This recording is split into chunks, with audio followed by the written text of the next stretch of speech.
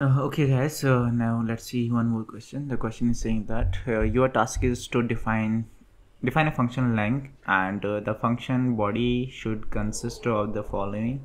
Python is a high level language. At the end, call the function and print the text in the function body. So आपको क्या करना है, एक function बनाना है length का, and उस पर क्या print करना है आपको. Python is a high level language. That's it, right?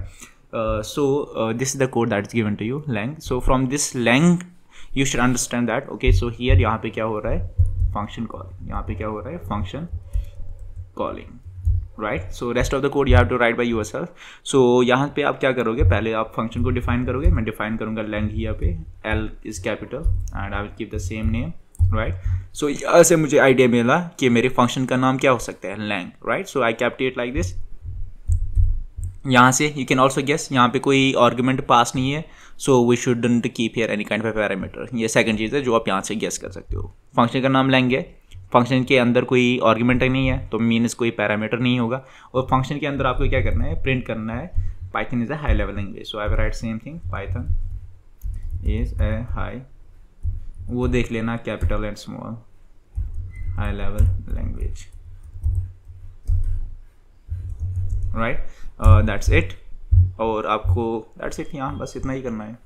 Let's run it and it's give you the Python the high level language. That's it, right? What if अगर यहाँ पे कुछ हुआ, यहाँ पे सपोज अगर मेरा ऐसा नहीं था, it was something like this, and यहाँ पे ही इज सेइंग दैट कि यहाँ पे I am passing Python is है high level language, right?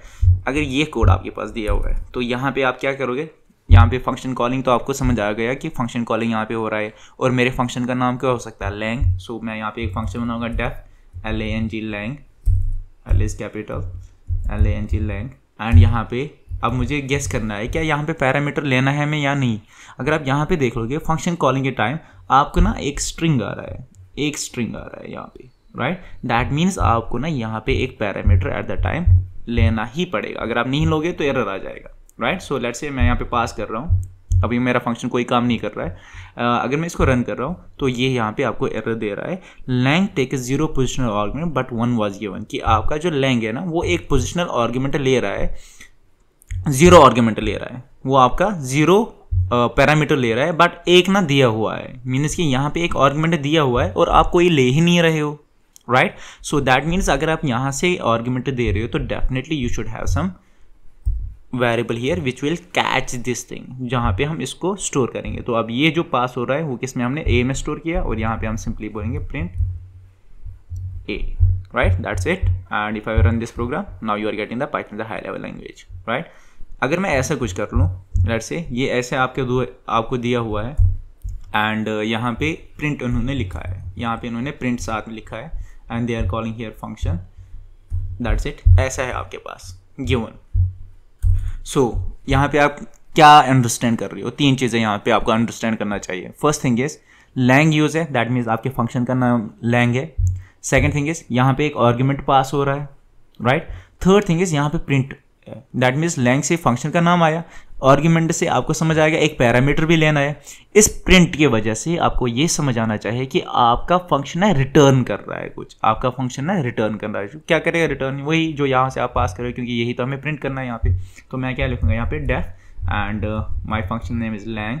Now it is taking 1 argument, so I have to give here 1 parameter here.